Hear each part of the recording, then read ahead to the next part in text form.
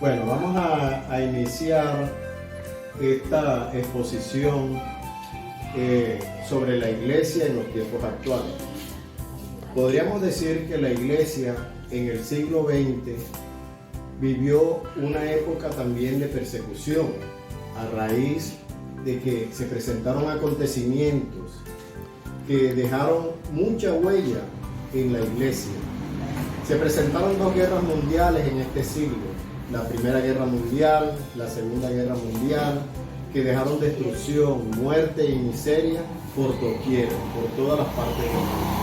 Pero hay un acontecimiento que sirvió como referencia para la iglesia y fue el Tratado de Letrán, que se hizo por allá en los años 1929 y que se concretó y se firmó con Benito Mussolini, que en ese momento era el que regía el gobierno italiano, y el Papa Pío XI, que era el que estaba al frente de la Iglesia Católica. ¿Qué determinó este pacto?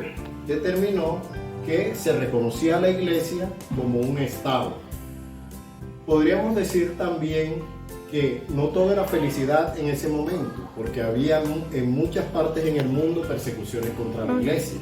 En Centroamérica se presentaban persecuciones en México, en Nicaragua y en El Salvador.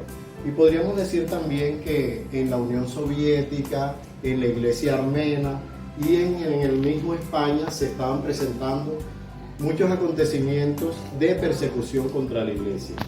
Pero una gran persecución se determinó contra la Iglesia en Alemania, con la llegada al poder de Adolfo Hitler en el Partido Nacional Socialista. Este partido determinó que perseguía a la Iglesia en todos sus ámbitos, en su estructura, en su ideología, y dejó muchas secuelas dentro de la Iglesia. También podríamos decir que a raíz del nacimiento de algunos partidos, de algunas corrientes que estaban en entonces, como el nacionalsocialismo, el socialismo en pleno, también el comunismo, el liberalismo, que le hicieron mucho daño a la iglesia. Pero podríamos hablar también de los papas que se dieron en esa época.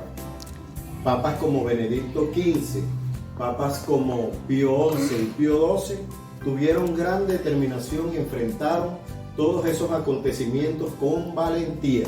A estos papas les tocó vivir la Primera y la Segunda Guerra Mundial, pero también utilizaron una posición neutra frente al conflicto para evitar tantas muertes, pero también alzaron su voz de protesta para la humanización del conflicto.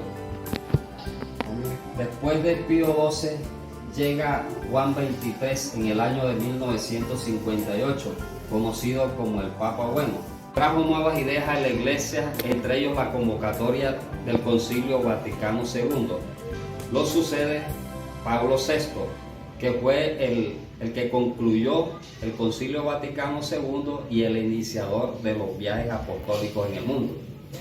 En 1978 llega al pontificado Juan Pablo II, después de Pablo VI. Este papa se caracterizó mucho por sus viajes misioneros. Era un papa que le gustaba entablar muchas conversaciones con la gente, pero era un papa que también se enfrentó a los sistemas totalitarios y al materialismo. Fue un gran defensor de la familia Juan Pablo II. Pero muy a pesar de todas estas noticias buenas y positivas para la iglesia, en la cual se dieron muchas vocaciones sacerdotales y muchas vocaciones espirituales y religiosas durante toda esta década, pues lo que realmente sacudió a la iglesia fue el Concilio Vaticano II con todas sus reformas.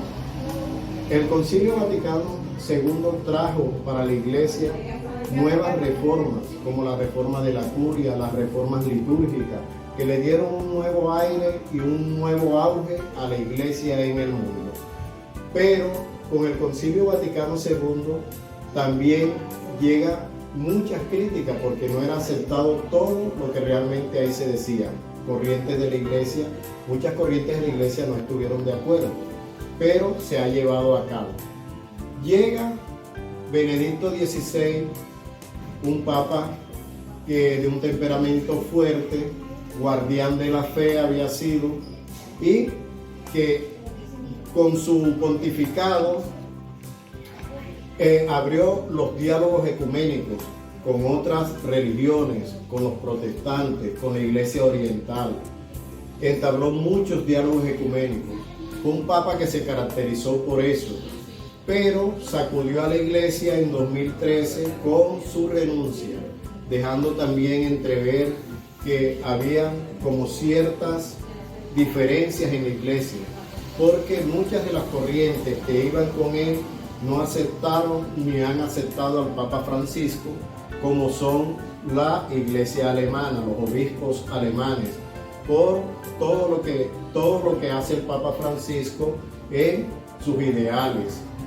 Se puede decir que la Iglesia en los tiempos actuales, si bien es cierto que no tiene un tiempo de calma, de total calma, tampoco es que tenga un tiempo de debates ni de discusiones, pues realmente son pocos los que están en contra del Papa Francisco.